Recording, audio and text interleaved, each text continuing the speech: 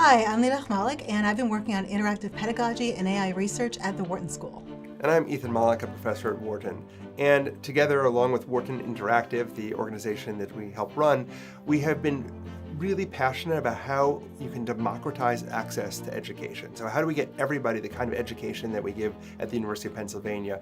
And one of the really exciting things that's happened in the last year has been the advent of practical AI. So our goal in this video series is to show you some of what we've learned and some of what our research has shown about how AI can be used in classrooms, both the upsides and the downsides, because we're in the middle of a very big transformation, probably one of the largest in recent history, that is going to affect every part of what we do as teachers, as learners, as workers, and we wanted to give you a little bit of a preview of how that world works and some practical tips in the course of the video is about how to make it work for you.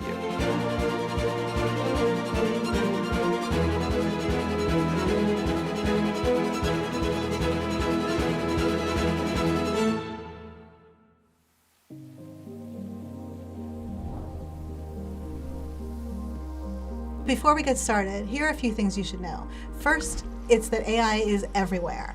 Everyone has access to the most powerful AI model in the world, and students are using it in all kinds of ways, including to cheat, and we just can't tell if they're doing so. AI is undetectable and continues to be so.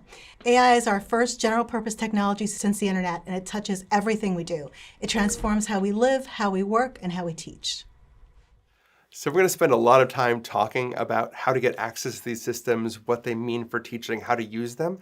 But before we do that, I think it's worth talking a little bit about what we mean when we talk about AI, because AI has had many meanings over the years, and a lot of them are not very precise, right? You might think of the Terminator robot as AI, or the computer HAL in 2001, or you might think about AI for self-driving cars, and those are all different meanings than when we talk about AI for today.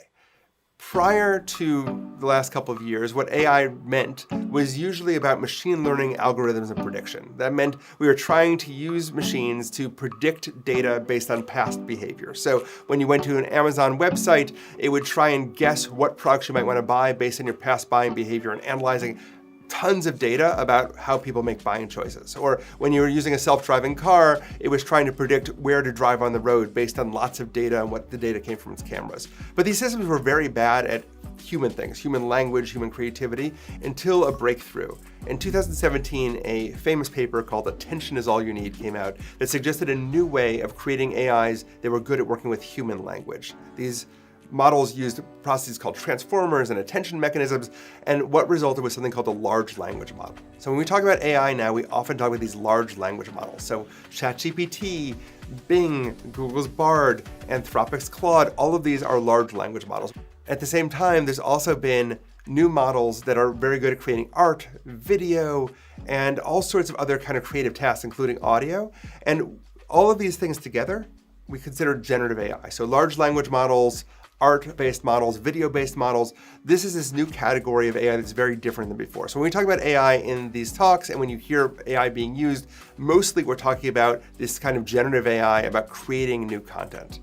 And we should spend a second talking about how large language models work, because it can be helpful to both understand what we do know and what we don't know about their advantages and disadvantages.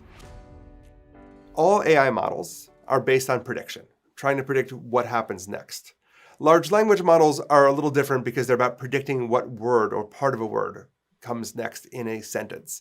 And the way they've done that is through a training process. They have ingested all of the information on the internet, billions of documents, and over the course of months of heavy computer time, have come up with a model for how language works. They found secret connections between different words. They found some words are closely associated with each other, like, fox and dog might be closely associated with each other, or banana and papaya.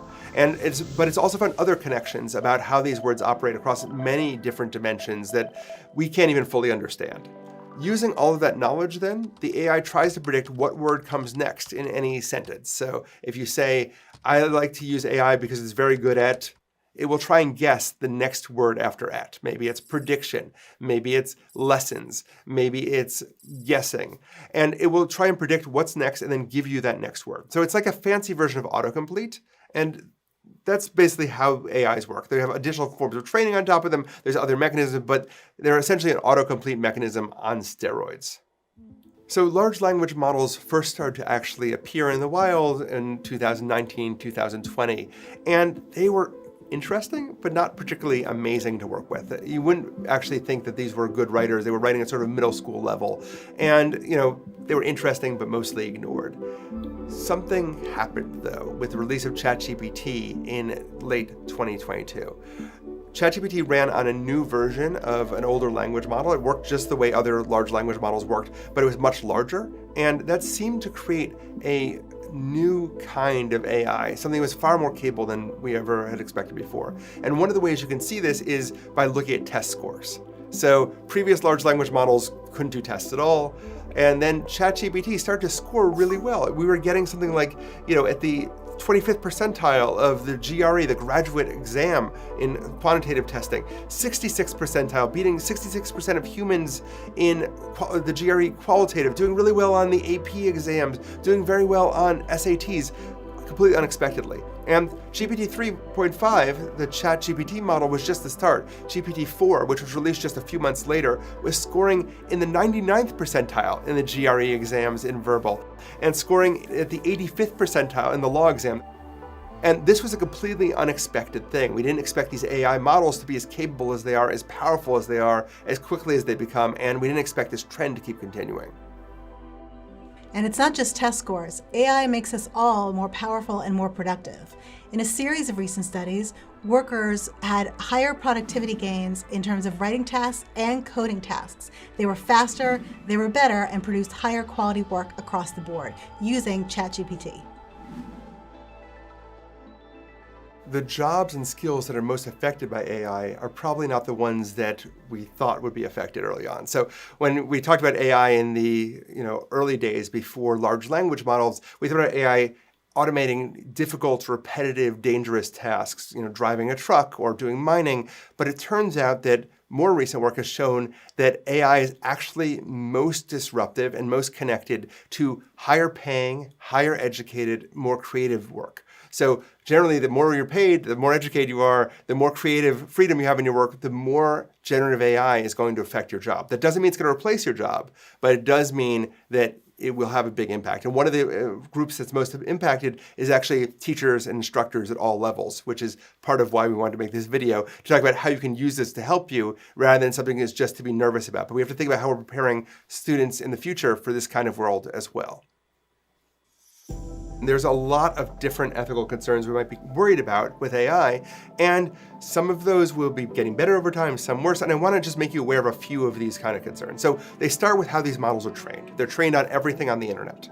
So not all of that is paid. Some of that's copyrighted. So how do you feel about the fact that these models have all of this information in them? Now, you can't directly reproduce, in most cases, copyrighted material. So if you ask the AI to give you the first paragraph of a famous novel, it will almost certainly not give it to you correctly. You can't directly ask for someone's data and get it from the AI, but it is trained on everyone's information. And that raises concerns about copyright and about fair use that are still being resolved by both courts and people discussing it.